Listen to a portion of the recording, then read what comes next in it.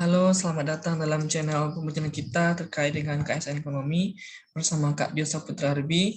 Teman-teman semuanya, pada kesempatan kali ini kita akan melanjutkan pembahasan mengenai part keempat, yaitu pembahasan soal KSNK Ekonomi tahun 2021 kemarin. Nah, di mana pada kesempatan kali ini kita akan mulai membahas nomor 21 nih, teman-teman. Jadi dalam part keempat, kita akan mulai membahas nomor 21. Nah, teman-teman semuanya, seperti kalian lihat di soal ya, ini soal KSNK pada nomor 21 pernyataan yang tidak masuk dalam wilayah kajian ekonomi mikro. Jadi dalam ekonomi kita belajar ya, ada ekonomi mikro, satu lagi ada ekonomi makro. Nah, kalau misalnya kita lihat ekonomi mikro, dia itu membahas terkait dengan entitas individu dalam ekonomi ya.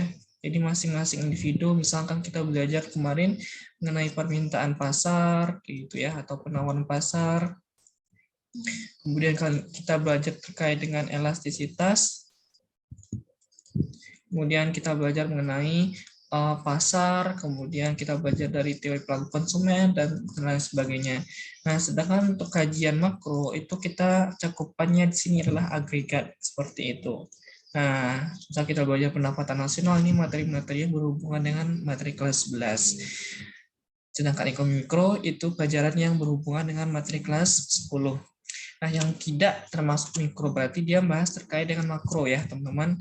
Misalnya harga daging sapi menurun 5% bulan lalu. Daging sapi berarti price, ini komoditasnya adalah daging sapi, berarti dia mikro. Kemudian laba astra internasional meningkat 3% tahun lalu, ini perusahaan berarti mikro, sama ya teman-teman. Nanti yang harga komputer pribadi masih mikro. Kemudian produktivitas pekerja Baja meningkat sebesar 1%, produktivitas terkait dengan labor atau dengan kerja, maka kita bahas terkait dengan ekonomi mikro. Sedangkan yang jawaban yang tepat yang tidak termasuk dari kajian ekonomi mikro yaitu makro, berarti ya jawabannya adalah C. Output domestic real meningkat sebesar 3%. Output domestic itu terkaitan dengan Y atau pendapatan nasional. Nah, seperti itu. Jadi jawaban yang tepat adalah C, output domestic April atau output pendapatan nasional meningkat gitu ya dari tahun lalu. Nah, gampang ya teman-teman. Kita akan mulai lanjut soal nomor 23. Katakanlah bahwa penawaran awal untuk minyak goreng ya, misalkan sekarang langka kayak gitu ya. Nah, teman-teman kalau misalnya kita lihat, coba kita hapus dulu ya. Misalnya kita lihat bahwasannya penawaran meningkat. Nah, kita gambarin dulu. Terus kita lihat ya, ini adalah kurva price, kemudian ini kurva sumbu vertikalnya adalah price, harga, ini kuantitas. Nah, kalau misalnya kita lihat gambar keseimbangannya, tinggal kita gambarin ya teman-teman, bahwasanya kurva supply naik dari kiri bawah kanan atas, sedangkan kurva demand menurun dari kiri atas ke kanan bawah. Nah, katakanlah bahwa penawaran awal untuk minyak goreng adalah kurva berlabel S. Ini adalah kurva S, sedangkan kurva permintaan ini D ya. Nah, jika kurva penawaran bergeser dari S ke S1, misalkan katakanlah S1 ini kita belum tahu nih S1, katakanlah dia bergeser ke sebelah kanan gitu ya. Nah, maka kita tulis ini kurva demand, ini kurva S, ini kurva S1. Maka dia bergeser, kita asumsikan bergeser ke sebelah kanan. Maka titik awalnya kan di sini ya. Ini adalah PE1. Ini adalah QE1. Nah, sedangkan dia bergeser, maka harganya lebih murah PE2, sedangkan ini kuantitas yang dimintanya gitu ya, itu meningkat.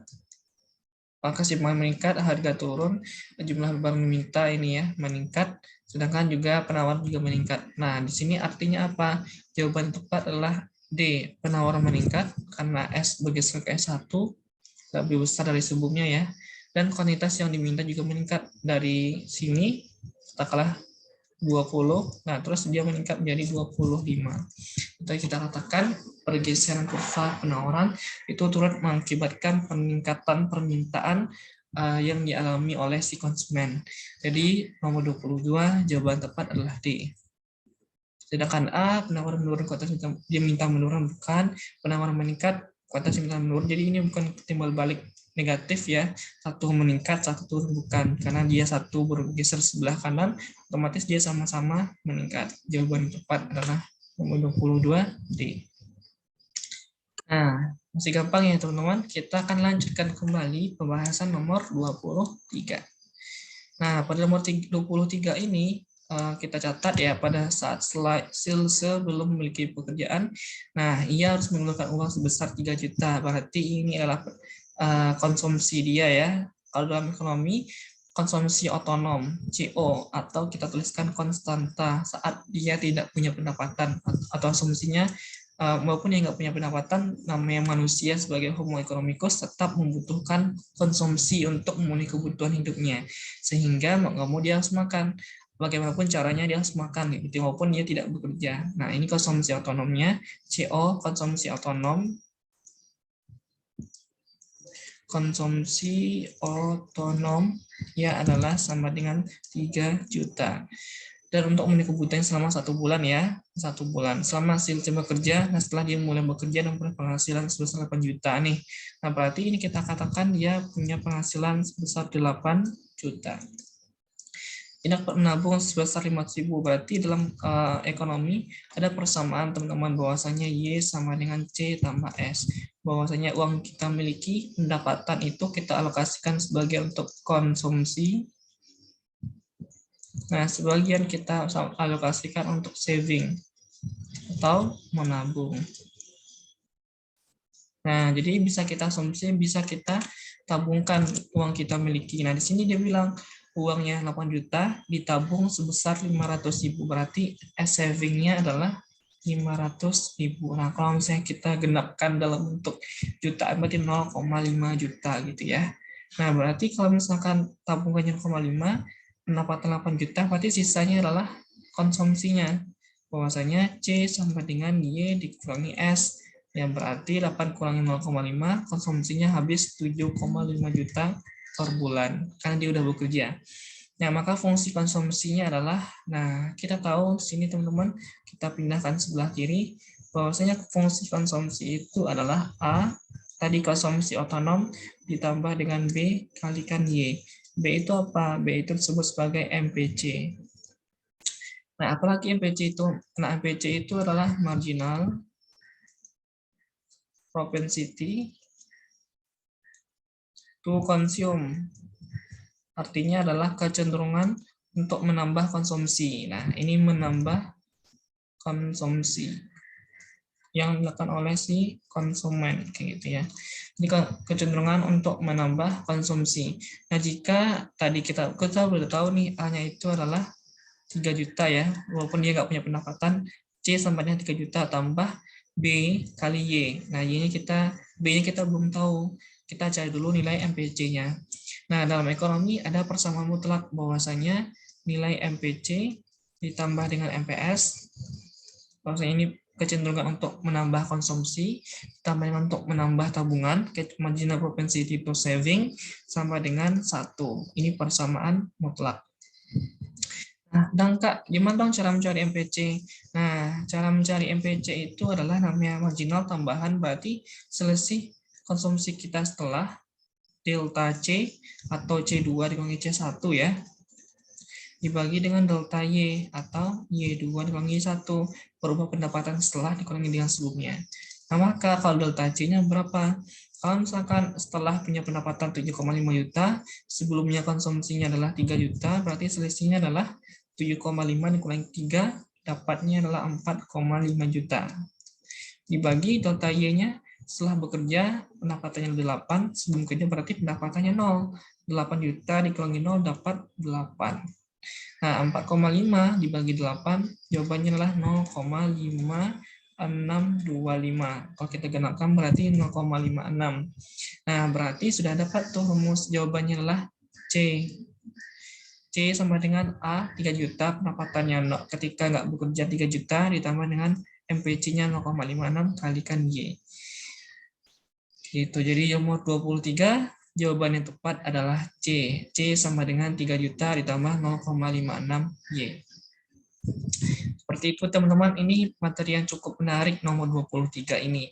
Nah, lanjut kalau misalkan kita bahas nomor 24. Perhatikan pernyataan-pernyataan berikut. Nah, berdasarkan ketentuan di atas, hubungan yang benar antara kedua pernyataan adalah kalau misalnya kalimat pertama, perusahaan yang menggunakan teknologi maju lebih suka menggunakan tenaga muda yang kreatif. Nah, jadi semakin canggih, semakin maju sebuah perusahaan, dia akan mengusaha untuk mencari karyawan yang kreatif. Nah, ini tenaga apalagi yang muda gitu ya, masih fresh, yang mudah menyerap ilmu gitu ya, mudah melakukan pembelajaran gitu ya, adaptif terhadap perubahan. Maka jawaban ini benar ya, nyatanya benar.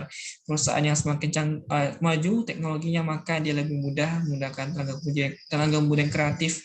Karena dengan tenaga muda itu dia yang kreatif, dia akan mudah adaptasi dan juga belajar terkait dengan perubahan.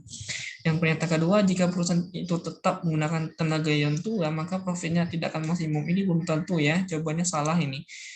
Belum tentu yang orang-orang yang tua itu dia kan tidak akan mau bekerja. Bisa jadi yang semakin tenaga kerja yang udah tua, ini dia makin banyak pengalaman gitu, teman-teman. Semakin orang yang sudah tua, berarti pengalaman kerjanya sudah banyak, jam terbangnya sudah banyak, dibandingkan orang yang tenaga muda yang belum banyak pengalaman, sehingga belum tentu profitnya tidak akan maksimum. Karena dia udah banyak pengalaman, ya tidak hanya dilihat dari teknologi ya, tapi juga pengalaman dan lain-lain sebagainya. Jadi ini belum tentu ya, salah jawabannya.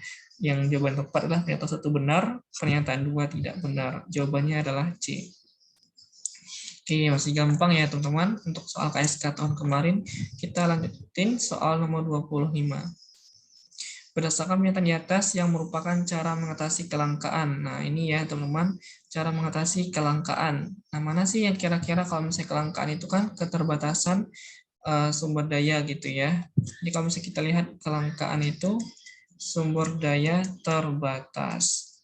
Nah, gimana sih caranya kita biar tidak terbatas sumber daya ini? Apa sih yang harus kita lakukan? Maka biasanya adalah usaha-usaha yang lebih real. Nah, coba kita lihat di sini ya, teman-teman. Nah, satu, eksplorasi dan penemuan yang oleh untuk perusahaan untuk memperoleh sumber daya yang baru belum diketahui. Jadi di sini dia berusaha untuk melakukan eksplorasi dan mencari hal baru untuk mengatasi kelangkaannya sehingga meningkat. Ini benar ya cara mengatasi kelangkaan. Dengan eksplorasi maka keterbatasan itu bisa dapat kita atasi. Yang kedua, pendapat hutan secara membuta sehingga hutan dapat dengan cepat. Nah, ini kalau justru dengan penebangan belum tentu dia akan gampang lagi tumbuh seperti awal.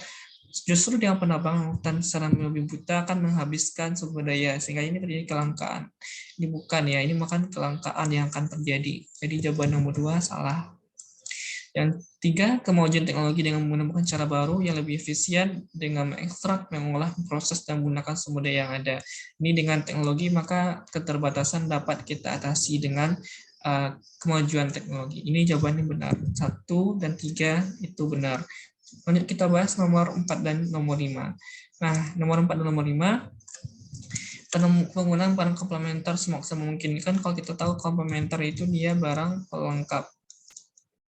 Nah, barang pelengkap digunakan semaksimal mungkin sehingga konsumen dapat memenuhi kebutuhan sebuah pelengkap. Jadi kalau kita maksimalin pelengkap ya dia juga akan habis. Gitu. Habis dia kalau kita gunain terus-menerus. Jadi setelah pelengkap itu digunakan terus-menerus, maka dia akan jadi barang substitusi atau barang habis dia. Jadi nomor 4 salah. Nomor 5, pemanfaatan kembali dengan cara mendaur ulang barang-barang tidak terpakai. Ini gunakan 3R gitu ya, reduce, recycle. Itu bisa cara kita untuk mengatasi kelangkaan. Nomor 5 benar. 1 apa tadi? 135. Nah, itulah jawabannya. 135. Jadi bukan C ya. Ini mohon maaf, jawabannya adalah di sini yang tepat adalah B, 1, 3 dan 5. Nah, seperti itu teman-teman. Demikian pembahasan kita untuk part keempat nomor 21 sampai nomor 25 dan silakan terus saksikan dan nantikan ya pembelajaran kita di chapter selanjutnya. Demikian, mohon maaf atas segala kesalahan. Assalamualaikum warahmatullahi wabarakatuh. Sampai jumpa di lain kesempatan.